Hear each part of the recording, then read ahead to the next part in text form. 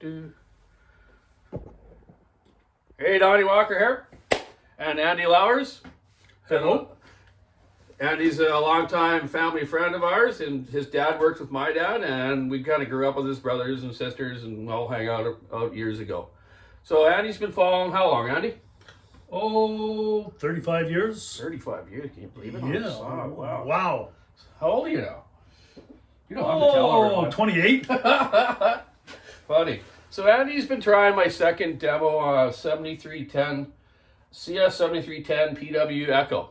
That's a handle. So that is a good handle. So Andy, what can you tell me about this saw that has been good for you? You've only used it for about a week?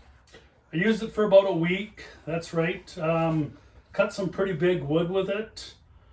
A lot of cedar, some hemball, bigger too. I'm definitely a husky guy. I've tried the 4.62s, wasn't overly impressed with them. This typical saw, I would say it's more like a still than a husky, but it runs smooth and it seems to have more power. So yeah, Andy, I did a lot of work on this motor on this one. So Andy's ran, from the beginning of his career, he ran McCullough 125s that my dad and his dad used to bring all over the coast. Then he got into 076 stills. Wow, those things vibrate like crazy. You need a bottle of Loctite with you with them suckers. Then the 084s. Now those are a great saw. They're a bit long, heavy, but powerful, man. They were great saws. Then what did you 288s. You got into 288 Huskies? Yeah, and then of course we had the 2100s, 2100 XPs. Yeah. And then the 084s came out. They tweaked them up. We ran 084s, 36-inch bar. Now we can't even pick them up. They're so heavy. Exactly. We're used to running small saws and light bars. Exactly. So this saw, he's definitely confident that it's better than his 372 X Torques, but not for big wood. It's not a 36-inch saw. It's a 32. He runs the still lightweight bar on it with the adapter that I put on from Canon. It's got the nice adjuster on the inside like the still, which you like, so you don't have to line your bar up so much when you put the cover on like with the Husky. Yeah, you could physically just put it through the insert, have your bars sitting there, flop your chain on. Yeah. And the captive bar nuts, once you get used to them, they're kind of cool. Yeah. Yeah, the captive bar nuts are cool. If you guys notice, a lot of the new stills have it. But the Husky, when we changed the Huskies over to the full wrap of the regular bars, you don't have the captive ones game, which is kind of crappy. He did find, though, the dog, this is a 3-point smaller version that Gordy from West Coast is making. He found that, like most saws and good falling saws here on the coast in Bigwood, because you're cutting, what, 6-7 foot cedars, you said? Yeah, it's bigger cedar, yeah, for sure. Yeah, so this dog, as you see it, is almost level with the bottom frame of the saw when it's on it. You see here how it's pretty close there, eh? Really, they need to be about another 1/2 inch, I would say, down, Andy, on the bottom spike. Yeah, for sure. So the guys can, and why do you need it like that? Well, it also gives you an aim point when you're coming, like you come in your straight cut. I use this bottom dog as a pivot spot coming up in the bottom cut of the undercut. So on your Humboldt, it's your more of a lines up better. Yeah, it's more of a lineup. Okay. I mean, if you're taking your undercut out and you're not taking much of a steepness when you're coming up, yes, it's probably going to be great. Okay. But if you're tilting your saw and coming up on a steeper angle, you need a dog that's sitting down a little bit far. Yeah, and that's what I've always for sure. said. Yeah, about for 1/2 sure. inch down. Having a dog sitting down more does wreak havoc on your pants. Yeah. But exactly. Learn to keep your saw away from your clothing. Yeah, exactly. It'll cost you. Yeah. So far on the saw, everything's been really good. We do have an issue with the top cover clips. These top cover screws, if you don't get these locked down properly in the cover, they can just turn and fall out. So they need to kind of fix something like that on that. I'm going to see what I can come up with. If not, I'm going to talk to the guys at Echo and see if they can come up with something better. So everything else on the yeah, saw the stood deal- up well so far. The deal with these is if you don't get them in right and locked, if it's sitting sideways, it'll vibrate loose and Yeah, you show would- them, yeah. show them how it just pops right and out. you wouldn't be able to actually. It's pretty easy. If the two are bolted down, the third one you wouldn't even know that it was loose, would you? No, I didn't that's the notice. problem. I didn't notice for a day later until I went to clean the filter. So yeah, if this thing's loose, not tightened down, it'll just vibrate and just pull out like that through the hole, and you lose it. So they almost need something where they can't come out like that. Once it's in there, they need to get rid of these other little holes here, so this thing can just spin around, really.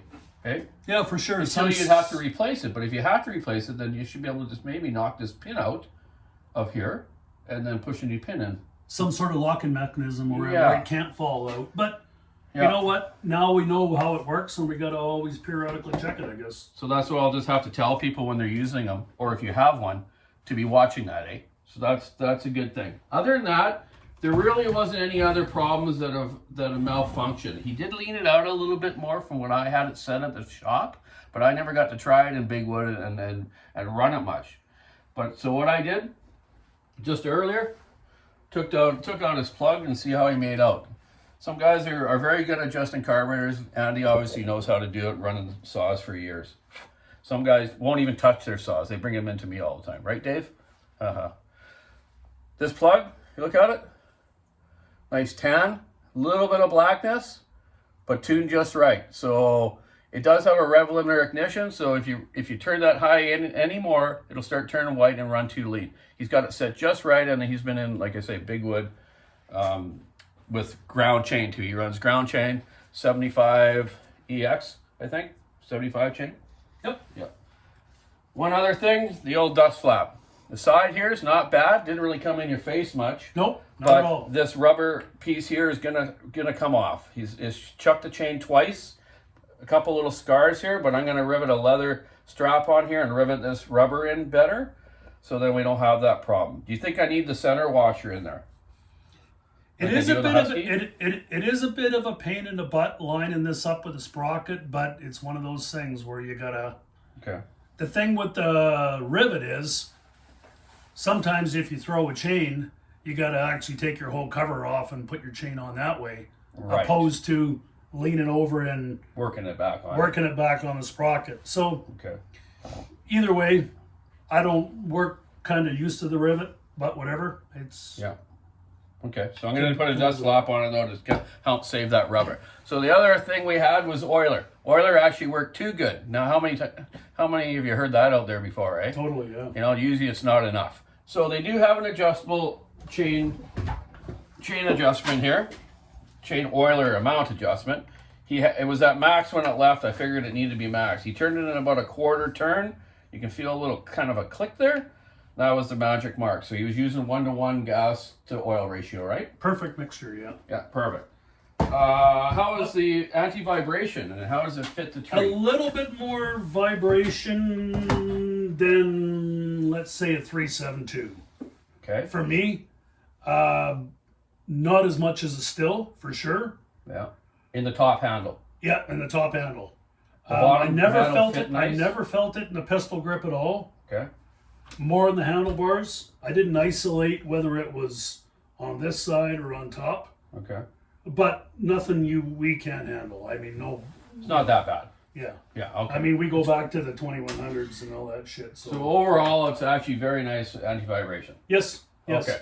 Yeah. The back grip, the throttle, you like that setup? Yep. Yep. Nice, eh? Those stills are so small, eh? Yep. Yeah. Ergonomic. This is a great saw. You know, you're able to wheel it around, top, side. Yeah. This is square. I think the still is a little bit More kind of round here, yeah. more kind of rounded. Yeah. You can actually grab your saw like this.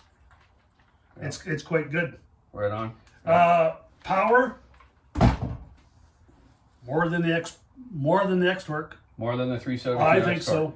Now, and that's the thing too. He's also run 462 stills, which I've been doing quite a few of them, and have done quite a few. But yeah, they're not a big tree. They're not a big tree saw, man. They're made more for 28 to 30 inch, really. 32, they'll run it, but you can't dog it in hard. You got to keep the speed up. They don't have the bottom end, but I do have the gaskets now, like I was telling you, the 462s and 500s. Get the compression up so we can get a little more low end out of them. I can't add stuff to the ports. You could with JB Well, but that's awfully stupid. Something will happen. So overall, from testing this Echo, he just told me he'd run this better than the 372. He'd run it over the 372. And it's quite comfortable. So I got a brand new 372, brand new in my shop. It's for sale. Just throwing it out there. Just throwing it out there. So biggest thing that we're dealing with and we're just talking about is how are things going to stand up overall, especially in the rainy season coming up. We all know that mushy wood, it gets everywhere, man. The tank vent system, the throttle system, all that stuff incorporates, right? You know, the only time he had a problem with the filter, the thing not running right, he was cutting down a big hemlock and they're full of water, man. The thing just soaked, came through the air injection system that runs off the flywheel, up in here and soaked this thing right away. Took it off, cleaned it, ran perfect. Doesn't have a carburetor compensator, so if your air filter is a bit dirty on these, you're going to know it. And he knew it. So yeah, that's what we want to see. The long life situation that's going to happen to him. Is the oiler going to stand up that long, or the clutch spring is going to stand up for as long as other ones, Stills and Huskies and Dalmores, whatever you have out there. Starts nice. Yeah, I removed the compression release too on this and plugged it, and he's had no problem starting it. No one should have. Once I adjusted the carburetor after a couple days, I definitely noticed the difference. It ran better, especially when you get close to the cut. It backflows into the filter, which causes the saw to crap out. The exhaust. Yeah. Yes, so for sure. Lean it out a little bit, nothing much. Didn't touch the low speed, just the high speed. Low speed seems to be just perfect. Idle fine. Chain doesn't run on. Idle was constant. Yeah. I think I'm a believer. So there you go. We got a 28-year-old man here with 35 years experience. Do the math. Figure it out, man. Yeah. We're all bullshitters in this business. Anyways, thanks very much, Eddie, for trying this. I'm going to give it back to him after I do a couple little changes, and I'm going to look into it, and it's going to be his.